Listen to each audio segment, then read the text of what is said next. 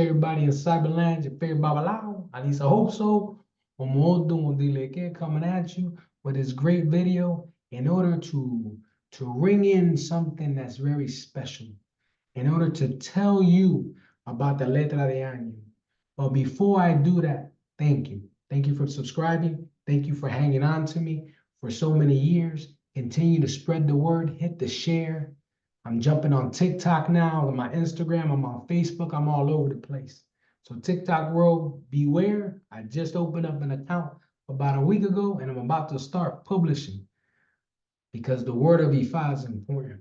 But what's more important is let's attack the closest alligator to the boat, right? The old saying, which is the Letra de Año. So with that said, let's get after it, Cyberland. All right, let's get after it.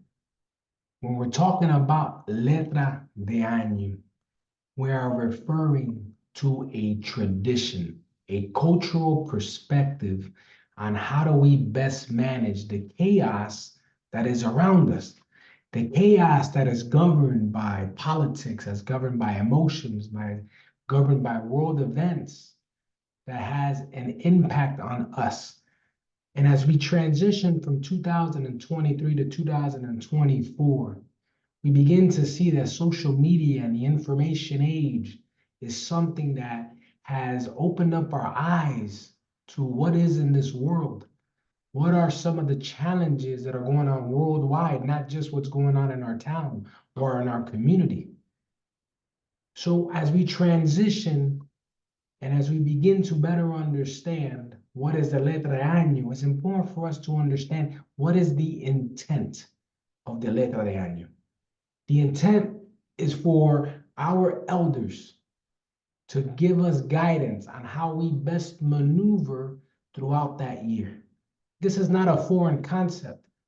Many people come into the aspects of, hey, this is something that they do in the diaspora.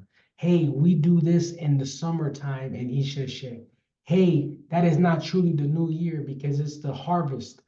You know, that's the end of the harvest season. That is truly the new year. And I've heard it all. But when in Rome, do as the Romans, right? We live in a Western civilization that is marked by January 1st being the beginning of a new year. The energy in this world is guided by that very concept. That very energy is doing what? But throwing fireworks up in the air, dropping a ball at Times Square, the unity of family and friends and people getting together in order to celebrate a new beginning. That energy right there that is being pushed onto us as a community, as a world, is something that is impactful in our spirituality. So I say again, Letra de Año is a concept that allows us to embed tradition and culture within the Yoruba faith, in the diaspora, in this Western civilization, in order for us to be guided through great advice from Ifa by Orumila, which are the Babalawos that are the disciples of Orumila, in order to help guide us. But not only is the Letra de Año so important to the concepts of understanding what is to come in the new year, but in many spiritual houses, there's their own Letra de Años that are being pulled. In different countries, there are Letra de Años that are being pulled. In the United States, we'll probably have 6, 7 Letra de Años being pulled that are going to be televised. And every single one of them, to include the one in Cuba, right, is going to say that this is the Letra de Año for the world. So let's dissect that for just a second, because there are many aspects of Letra de Año. Many people are pulling Letra de Años. The same purpose of Letra de Año has not changed. From what I said originally, it has not changed. A shift of energy in this world for a new beginning and help us navigate that new beginning. Now, you are going to follow the Letra de Año that your elder has told you to follow, whether it's one that personal ile does, or if it's one that is being advocated by your elder, by your Olusi Wayu of your house, That is the letra de año that you follow. Now, do you understand the purpose? Do you understand which one to follow? Let's talk about what preparation looks like. My wife and I prepare all types of omiro, right? With the aspects of creating two baths, one that's a cleanser and one that's a refresher, a bitter and a sweet, for the purpose of cleaning the house, to refresh ourselves, right? And to allow ourselves to remove all the negativity before we transition into this new year. Why? Because we want to put our best foot forward as we transition into 2024, right? The new year, the new beginnings should not be with a dirty table, but with something clean and fresh. So we give our ile, right, the baths in order for them to refresh themselves, in order to clean away everything with bath 1, and number 2 is to refresh. My recommendation is that everybody do the same thing. If you're a sager and you like to sage your house, then sage it. The idea is that you remove all negativity from the house, you clean the house, you clean yourself, and you get into the new year right. Another recommendation is get a consultation from Ifa. I give consultations to many clients, and I give many consultations to everybody in my evening. And that consultation is in order for the ebbs to be marked so that we can do everything possible to align ourselves with the Orishas, with the Eguns, and more importantly, if you have mano de orumila, or hand of Ifa, or awofaka, or ikofafun, right, which is hand of Ifa, then it is even more dire that you receive your consultation before the end of the year in order for you to do the ebbs, because you have certain rule sets in your sign that are going to help navigate you to this next year.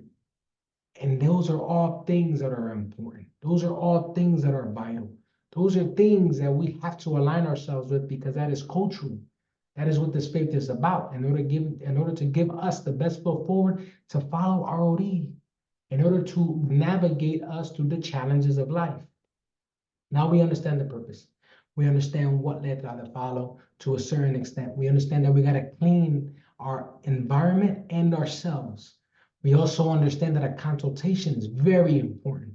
You have to get a consultation. Again, if you're not going to get the consultation, at a minimum, cleanse the home, cleanse yourself, cleanse your family, so you give yourself the best foot forward.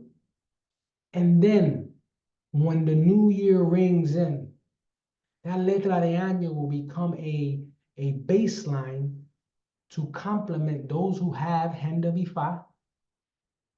And now you're going to have a consultation for the new year. And those 3 variables are going to be meshed together by a trained Babalawo that's going to give you the advice and how you need to navigate your life for 2024. What are some of those rules, those things that we should not do, but also what are some of those things that we should do? And allow Ifa to navigate our lives and push us forward. That is the important piece of this. And that is something that I really want to make sure that we are all understanding. That is the concept of the Letra de Año. I would tell you that if you stay tuned on this particular YouTube channel, you subscribe, you like, you're going to see the notification when I break down the Letra de Año. I'm going to break down 2. One, because Cuba is the association of the Yoruba culture is one that has started the Letra de Año long ago, and is one that many people follow. So in order to respect those traditions and to make it easier for our community, our Yoruba faith community, I'm going to do a video on that, breaking down that all the things that we need to be careful about. What are the ebboses? What are the flags? What is the governing Orisha? And then I'm going to break one down for the United States, for one that I understand is legit, one that I can stand behind the people who performed and directed a Letra de Año, because I understand them, I know who they are, and I know that they did it right. So stay tuned for those 2. But that is something that I want to communicate to you all. It's not too late. Get a consultation. If you want a consultation from me, that is perfectly fine as well. Shoot me an email and we will make arrangements.